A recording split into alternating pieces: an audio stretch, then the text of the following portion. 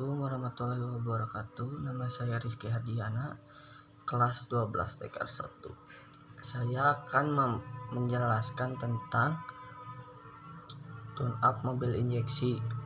Pengertian tune up adalah servis ringan yang berupa pemeriksaan komponen mesin, penyetelan, dan perawatan mesin untuk mengembalikan kondisi mobil seperti kondisi semula.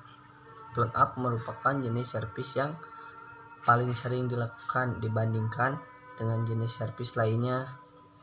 Jadi tune up merupakan servis penting pada sebuah mobil. Proses tune up yang sesuai prosedur operasional kerja akan diperoleh beberapa keuntungan sebagai berikut. 1. Waktu yang dibutuhkan relatif singkat. 2. Tenaga yang dibutuhkan untuk servis relatif ringan. 3. Peralatan yang lebih tahan lama karena frekuensi penggunaan alat yang berkurang. 4. Kondisi mobil lebih tahan lama kualitasnya. Peralatan tune up. Alat kerja yang dibutuhkan dalam proses tune up adalah sebagai berikut. 1. Kunci pas. 2. Kunci ring. 3. Obeng offset plus atau min. 4. Pengukuran celah failer gauge. 5. Amplas. 6. Hidrometer. 7. Alat pengukur tekanan kompresi. 8. Dual meter. 9. Avometer. 10. Radiator cap tester. Sebelum tune up mobil EV, proses ini perlu dilakukan karena untuk mengetahui kondisi mesin supaya tidak terjadi kecelakaan kerja. Langkah-langkah dalam proses ini adalah sebagai berikut. 1. Memeriksa ketinggian air radiator. Jika kurang air dapat ditambahkan air secukupnya. 2. Memeriksa oli mesin meliputi kondisi oli mesin dan volume oli mesin. 3. Kondisi visual mesin dan pastikan mesin dalam kondisi yang aman untuk dihidupkan. 4. Menghidupkan mesin dalam putaran stasioner selama 5-7 menit. Proses tune up mobil EV. Proses tune up harus berurut bertujuan supaya tidak terjadi pengulangan pekerjaan karena servis komponen tentunya dapat berpengaruh terhadap komponen mesin yang lainnya. Urutan proses tune up mobil EV yang benar sesuai prosedur operasional kerja adalah sebagai berikut. Saringan udara atau air filter. Proses cukup mudah, membongkar komponennya, kemudian bersihkan komponen di dalam saringan udara dengan menggunakan udara bertekanan. 2. Sistem pendingin. Memeriksa tinggi air pendingin. Ketinggian harus sampai pada garis penuh pada tangki. Memeriksa kemungkinan terdapat 1. Kerusakan pada radiator maupun selang. 2. Klem selang yang longgar. 3. Berkarat kisi-kisi radiator. 4. Bocoran pompa air dan inti radiator. Selanjutnya memeriksa cara kerja tutup radiator. Dengan menggunakan radiator cap tester, periksa tegangan, pegas, dan kedudukan katup vakum dari tutup radiator. Jika tutup membuka pada tekanan di bawah angka spesifikasi, maka tutup radiator harus diganti. Tekanan pembuka tutup standar 0,75 kg atau cm3. Katup standar 0,75 cm3 sampai 1,05 cm3. Limit 0, cm3. 3. Tali kipas. Memeriksa secara visual dari kemungkinan 1. Rusak, berubah bentuk atau tali kipas yang sudah aus. 2. Terkena oli atau gemuk. 3. Persinggungan yang tidak sempurna antara tali dan puli. Memeriksa dan menyetel kekencangan tali kipas. Dengan kekuatan tekanan 10 kg, tekan tali dan harus menunjukkan kekencangan yang sesuai spesifikasi. Lenturan tali kipas pada tekanan 10 kg. Pompa air atau alternator 7-11 mm. Engkol atau kompresor 11-14 mm. 4. Baterai. Pemeriksaan baterai dari kemungkinan 1. Penyangga baterai berkarat. 2. Hubungan terminal yang longgar. 3. Terminal berkarat. 4. Baterai rusak atau berkarat. Pengukuran berat jenis elektrolit baterai. 1. Periksa berat jenis elektrolit pada baterai menggunakan berat jenis 1,25 cm pada suhu 20 derajat Celcius. Setiap sel, jika terdapat perbedaan yang tidak seharusnya, isilah dengan air suling. 3. Oli mesin. Selanjutnya, pemeriksaan oli mesin harus berada di antara tanda L dan F pada stik oli mesin. Jika lebih rendah, periksa kemungkinan ada kebocoran. Jika tidak terjadi kebocoran, bisa ditambah oli mesinnya. Periksa kualitas oli mesin. Periksa kualitas dan kekentalan oli mesin. Jika oli mesin sudah encer dan berwarna keruh, perlu diganti oli mesinnya. 6. Busi. Periksa busi dari kemungkinan 1. Retak atau kerusakan lain pada ulir isolator. 2. Gasket rusak atau berubah bentuk.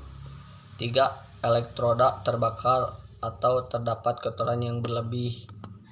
Bersihkan busi. 1. Jangan menggunakan alat pembersih busi lebih lama dari yang diperlukan. 2. Hembuskan compound dan karbon pembersih dengan udara bertekanan. Setel celah busi. Pemeriksaan setiap celah busi menggunakan alat ukur celah busi. Standar celah busi maksimal 1 mm. Jika perlu, setel dengan membengkokkan bagian yang menonjol dari elektroda. 7. Kabel tegangan tinggi. Periksa kondisi fisik kabel dari retakan dari kemungkinan terjadinya retakan atau putus pada kabel. Periksa tahanan kabel. Pada waktu menarik kabel busi, tariklah dengan memegang bagian ujung kabel. Jangan memegang bagian tengah kabel. Periksa tekanan kabel menggunakan avometer. Hubungan kedua terminal kabel.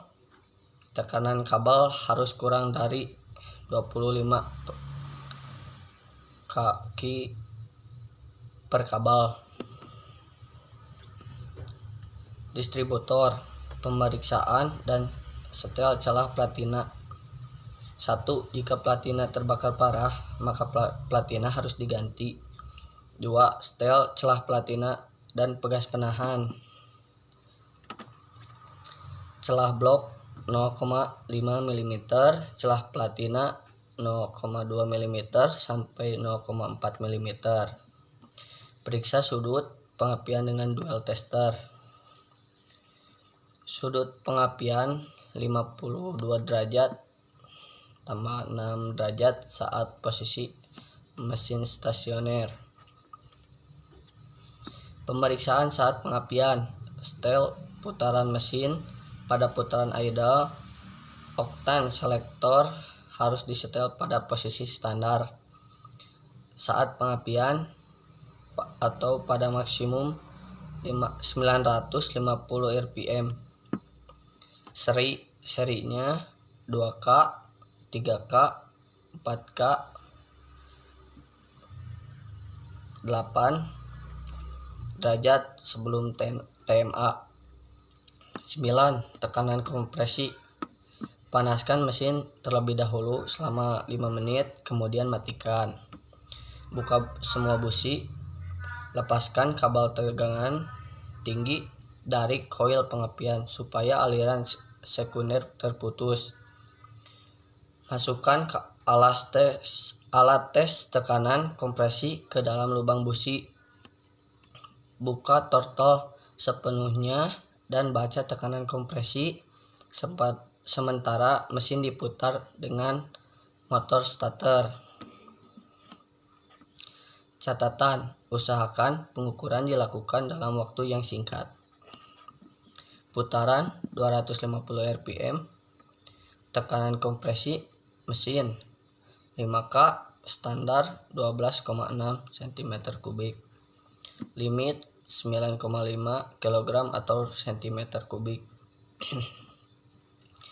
Mesin selain 5K standar 11 kg atau cm3.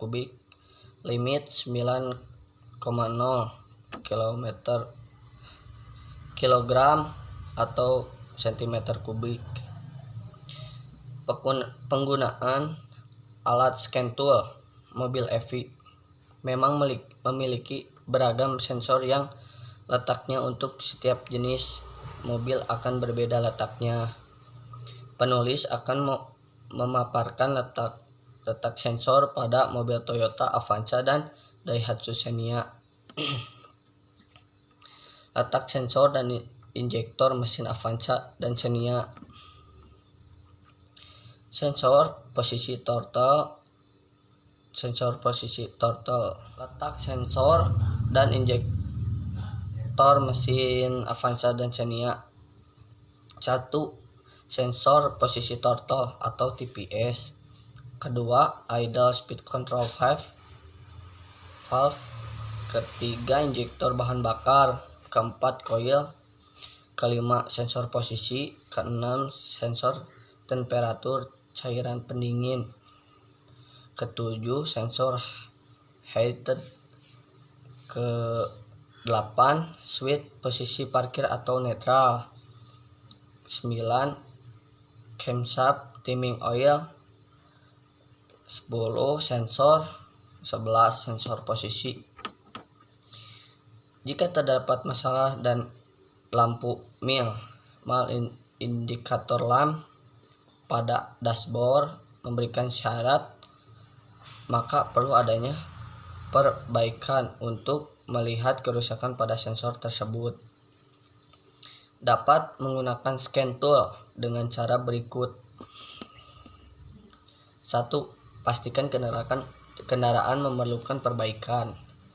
Temukan DLC data link konektor pada dashboard. Pilih scan tool dengan jenis kendaraan. Kedua, hubungkan terminal scan tool dengan terminal DLC.